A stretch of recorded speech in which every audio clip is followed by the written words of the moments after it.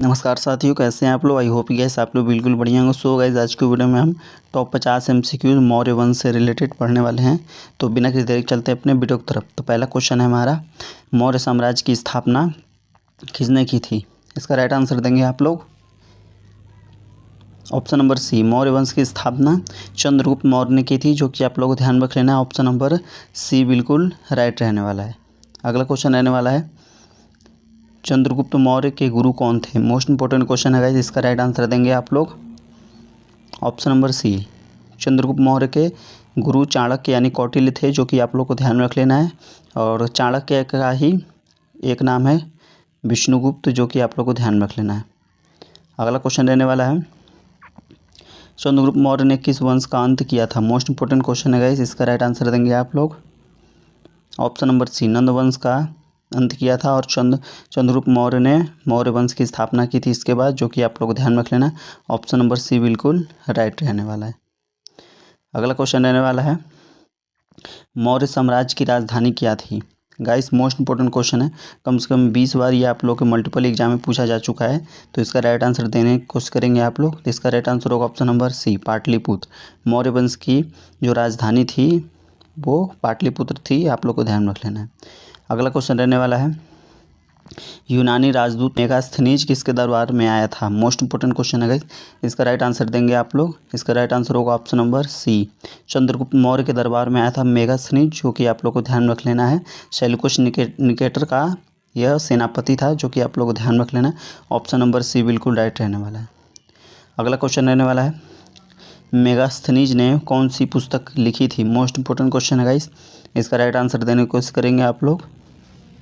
Option number C, Indica. Megasthenes ने Indica नामक पुस्तक लिखी थी, जो कि बहुत चर्चित हुई। ऑप्शन नंबर सी बिल्कुल राइट रहने वाला है। अगला क्वेश्चन रहने वाला है, अर्थशास्त्र के लेखक कौन हैं। मोस्ट इंपोर्टेंट क्वेश्चन है, इसका राइट आंसर देंगे आप लोग। अर्थशास्त्र के लेखक कौन हैं, ऑप्शन नंबर सी, चाणक्य यानी कौटिल्य अर्थशास्त्र के लेखक हैं, जो कि राजनीतिक शास्त्र पर आधारित है। अर्थशास्त्र जो पुस्तक है, जो कि आप लोग को ध्यान रख लेना है। अगला क्वेश्चन रहने वाला है, चंद्रगुप्त मौर्य ने अपने अंतिम समय में कौन सा धर्म अपनाया था। इसका राइट आंसर होगा ऑप्शन नंबर बी, जैन धर्म को चंद्रगुप्त मौर्य ने अपने अंतिम समय में अपना लिया था, जो कि आप लोग को ध्यान रख लेना है। अगला क्वेश्चन रहने वाला है, चंद्रगुप्त मौर्य ने किस शासक को पराजित किया था। मोस्ट इंपोर्टेंट क्वेश्चन है गाइस, इसका राइट आंसर देंगे आप लोग option number B, Seleucus Nicator को चंद्रगुप्त मौर्य ने पराजित किया था, जो सिकंदर का सेनापति था। और आप लोग को ध्यान रख लेना, ऑप्शन नंबर बी बिल्कुल राइट रहने वाला है। अगला क्वेश्चन रहने वाला है, चंद्रगुप्त मौर्य के बाद कौन शासक बना था। मोस्ट इंपोर्टेंट क्वेश्चन है, यानी चंद्रगुप्त का लड़का कौन था, ये आप लोग को ध्यान रख लेना है। इसका राइट आंसर होगा option number B, Bindusara Chandragupta के बाद शासक बना था, जो कि आप लोग को ध्यान रख लेना। ऑप्शन नंबर बी बिल्कुल राइट रहने वाला है। अगला क्वेश्चन रहने वाला है, बिंदुसार को यूनानी लेखकों ने किस नाम से संबोधित किया है। इसका राइट आंसर देने की कोशिश करेंगे आप लोग। ऑप्शन नंबर बी, अमित्रघात की संज्ञा दिए हैं यूनानी लेखक बिंदुसार को, जो कि आप लोग को ध्यान रख लेना है। ऑप्शन नंबर बी बिल्कुल राइट रहने वाला है। अगला क्वेश्चन रहने वाला है, अशोक किसका पुत्र था।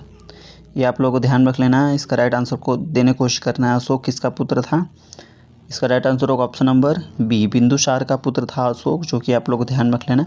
ऑप्शन नंबर बी बिल्कुल राइट रहने वाला है। अगला क्वेश्चन रहने वाला है, अशोक का राज्याभिषेक लगभग कब हुआ था। इसका राइट आंसर देने की कोशिश करेंगे आप लोग। ऑप्शन नंबर ए, 273 ईसा पूर्व में अशोक का राज्याभिषेक हुआ था, जो कि आप लोग को ध्यान रखना है। ऑप्शन नंबर ए बिल्कुल राइट रहने वाला है। अगला क्वेश्चन रहने वाला है, कलिंग का युद्ध कब हुआ था। मोस्ट इंपोर्टेंट क्वेश्चन है गाइस, इसका राइट आंसर देने की कोशिश करेंगे आप लोग। इसका राइट आंसर होगा ऑप्शन नंबर बी, 261 ईसा पूर्व में कलिंग का युद्ध हुआ था। ये आप लोग को ध्यान रख लेना, ऑप्शन नंबर बी बिल्कुल राइट रहने वाला है। और ये भी पूछा जाता है गाइस, कलिंग का युद्ध किसके विरुद्ध लड़ा था अशोक ने, तो राजा खारवेल के विरुद्ध में लड़ा था कलिंग का युद्ध, जो कि आप लोग को ध्यान रख लेना है। अगला क्वेश्चन रहने वाला है, कलिंग युद्ध के बाद अशोक ने कौन सा धर्म अपनाया। मोस्ट इंपोर्टेंट क्वेश्चन है गाइस, इसका राइट आंसर देने की कोशिश करेंगे आप लोग। ऑप्शन नंबर बी, बौद्ध धर्म को अपनाया था अशोक ने, जो कि आप लोग ध्यान रख लेना। ऑप्शन नंबर बी बिल्कुल राइट रहने वाला है। अगला क्वेश्चन रहने वाला है, अशोक ने अभिलेख किस लिपि में अधिकतर लिखाए गए? इसका राइट आंसर होगा ऑप्शन नंबर बी, ब्राह्मी लिपि में अशोक ने अपने अधिकतर लिपि लिखे गए, जो कि आप लोग ध्यान में रख लेना है। ऑप्शन नंबर बी बिल्कुल राइट रहने वाला है। अगला क्वेश्चन रहने वाला है, अशोक के शिलालेखों को सबसे पहले किसने पढ़ा था? मोस्ट इंपॉर्टेंट क्वेश्चन है, कम से कम 10 बार आप लोगों को मल्टीपल एग्जाम में पूछा जा चुका है ये वाला क्वेश्चन, तो वेरी IMP क्वेश्चन है गाइस। इसका राइट आंसर देने की कोशिश करेंगे आप लोग। इसका राइट आंसर होगा option number B, James Prinsep ने पढ़ा था, आप लोग को ध्यान रख लेना। अगला क्वेश्चन रहने वाला है, अशोक ने किस युद्ध के बाद हिंसा त्याग दी थी? मोस्ट इंपॉर्टेंट क्वेश्चन है गाइस। इसका राइट आंसर देने की कोशिश करेंगे आप लोग। इसका राइट आंसर होगा ऑप्शन नंबर सी, कलिंग का युद्ध जो 261 ईसा पूर्व में हुआ था। उसके तुरंत बाद में अशोक ने बौद्ध धर्म अपना लिया था और कभी युद्ध ना करने की कसम खाई थी। अगला क्वेश्चन रहने वाला है, अशोक ने बौद्ध धर्म के प्रचार के लिए अपने पुत्र को कहाँ भेजा था? मोस्ट इंपॉर्टेंट क्वेश्चन है गाइस। एक क्वेश्चन इस टॉपिक से आप लोग के एग्जाम में देखने को मिलता ही है, तो इसका राइट आंसर होगा ऑप्शन नंबर बी, श्रीलंका भेजा था अपने पुत्र और पुत्री को, जो कि आप लोग को ध्यान रख लेना। ऑप्शन नंबर बी बिल्कुल राइट रहने वाला है। अगला क्वेश्चन रहने वाला है, अशोक के पुत्र का नाम क्या था? इसका राइट आंसर होगा option number B, Mahendra. Mahendra Ashoka के पुत्र का नाम था, जो कि आप लोग को ध्यान रख लेना। ऑप्शन नंबर बी बिल्कुल राइट रहने वाला है। अगला क्वेश्चन रहने वाला है, अशोक की पुत्री का नाम क्या था? इसका राइट आंसर देंगे आप लोग। Option number A, Sanghamitra. Ashok की पुत्री का नाम संघमित्रा था, जो कि आप लोग को ध्यान रख लेना। ऑप्शन नंबर ए बिल्कुल राइट रहने वाला है। अगला क्वेश्चन रहने वाला है, मौर्य वंश का अंतिम शासक कौन था? इसका राइट आंसर देंगे आप लोग। Option number C, Brihadratha Maurya वंश का अंतिम शासक था, जो कि आप लोग को ध्यान रख लेना। ऑप्शन नंबर सी बिल्कुल राइट रहने वाला है। अगला क्वेश्चन रहने वाला है, बृहद्रथ की हत्या किसने की थी? इसका राइट आंसर देंगे आप लोग। Option number C, Pushyamitra Shunga ने बृहद्रथ की हत्या करके शुंग वंश की नींव रखी थी, जो कि आप लोग को ध्यान रख लेना। ऑप्शन नंबर सी बिल्कुल राइट रहने वाला है। अगला क्वेश्चन रहने वाला है, मौर्य साम्राज्य का पतन लगभग कब हुआ था? इसका राइट आंसर देने की कोशिश करेंगे आप लोग। इसका राइट आंसर होगा ऑप्शन नंबर बी, 185 ईसा पूर्व में मौर्य साम्राज्य की जो पतन हो गया था, जो कि आप लोग को ध्यान रख लेना है। अगला क्वेश्चन रहने वाला है, मौर्य काल का सर्वाधिक प्रसिद्ध विश्वविद्यालय कौन सा था? इसका राइट आंसर देने की कोशिश करेंगे। मोस्ट इंपॉर्टेंट क्वेश्चन है गाइस। इसका राइट आंसर होगा option number C, Takshashila Maurya काल में सबसे प्रसिद्ध विश्वविद्यालय माना जाता है, जो कि आप लोग को ध्यान रख लेना। ऑप्शन नंबर सी बिल्कुल राइट रहने वाला है। अगला क्वेश्चन रहने वाला है, अशोक के अभिलेखों में उन्हें किस नाम से संबोधित किया गया है? इसका राइट आंसर देंगे आप लोग। ऑप्शन नंबर बी, देवनाम प्रियदर्शनी कहा गया है अशोक को, जो कि आप लोग ध्यान रख लेना। ऑप्शन नंबर बी बिल्कुल राइट रहने वाला है। अगला क्वेश्चन रहने वाला है, अशोक के अधिकांश अभिलेख किस भाषा में हैं? इसका राइट आंसर होगा ऑप्शन नंबर सी, प्राकृत भाषा में है अशोक के अधिकांश अभिलेख, जो कि आप लोग को ध्यान रख लेना है। ऑप्शन नंबर सी बिल्कुल राइट रहने वाला है। अगला क्वेश्चन रहने वाला है, मौर्यकालीन प्रशासन में सर्वोच्च अधिकारी कौन था? इसका राइट आंसर होगा ऑप्शन नंबर सी, सम्राट को सर्वोच्च पदाधिकारी माना जाता था, जो कि आप लोग को ध्यान रख लेना है। ऑप्शन नंबर सी बिल्कुल राइट रहने वाला है। अगला क्वेश्चन रहने वाला है, मौर्य काल में राजस्व का प्रमुख स्रोत क्या था? इसका राइट आंसर देने की कोशिश करेंगे आप लोग। ऑप्शन नंबर सी, भूमि कर जो था मौर्य काल में राजस्व का सबसे प्रमुख स्रोत माना जाता है, जो कि आप लोग को ध्यान रख लेना। ऑप्शन नंबर सी बिल्कुल राइट रहने वाला है। अगला क्वेश्चन रहने वाला है, चंद्रगुप्त मौर्य ने अपना अंतिम जीवन कहाँ बिताया? इसका राइट आंसर देने की कोशिश करेंगे आप लोग। ऑप्शन नंबर सी, श्रवणबेलगोला में चंद्रगुप्त मौर्य ने अंतिम समय बिताया था, जो कि कर्नाटक में वर्तमान में पड़ता है, कर्नाटक में, जो कि आप लोग को ध्यान रख लेना है। और चंद्रगुप्त मौर्य जो अपना मृत्यु जो हुआ था उसका संलेखना विधि से हुआ था, जो कि आप लोग को ध्यान रख लेना है। ऑप्शन नंबर सी बिल्कुल राइट रहने वाला है। अगला क्वेश्चन रहने वाला है, मौर्य साम्राज्य के समय दक्षिण भारत का कौन सा भाग पूर्णतः उसके अधीन नहीं था? इसका राइट आंसर देने की कोशिश करेंगे। मोस्ट इंपॉर्टेंट क्वेश्चन है गाइस। इसका राइट आंसर होगा ऑप्शन नंबर सी, तमिल। जो तमिलनाडु का क्षेत्र है वह मौर्य साम्राज्य में नहीं था, पूर्णतः आज़ाद था, जो कि आप लोग को ध्यान में रख लेना है। ऑप्शन नंबर सी बिल्कुल राइट रहने वाला है।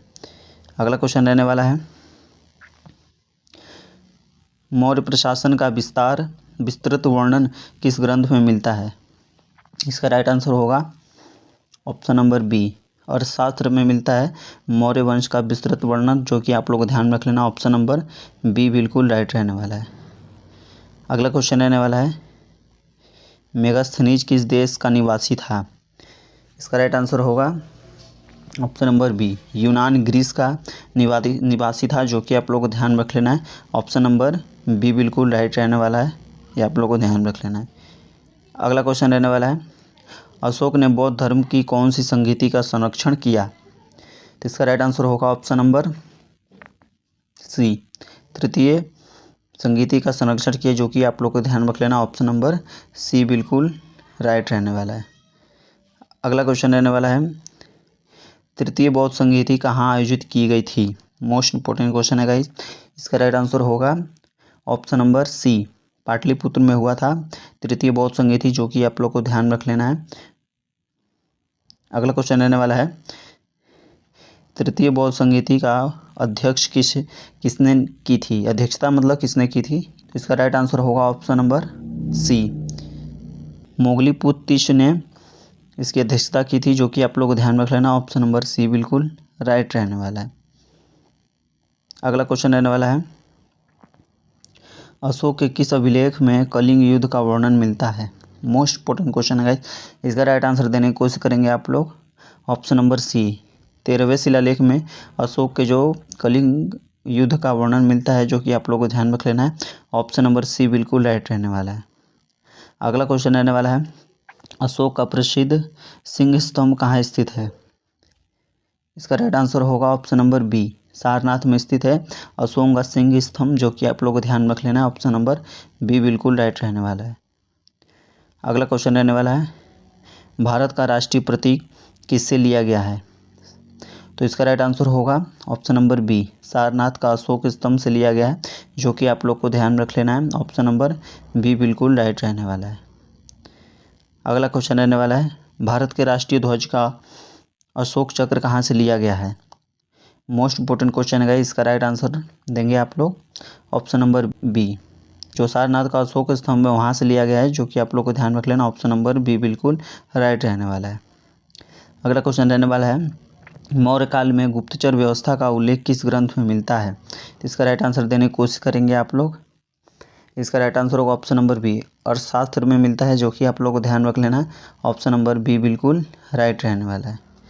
अगला क्वेश्चन रहने वाला है, मौर्य काल में नगर प्रशासन का वर्णन किसने किया है?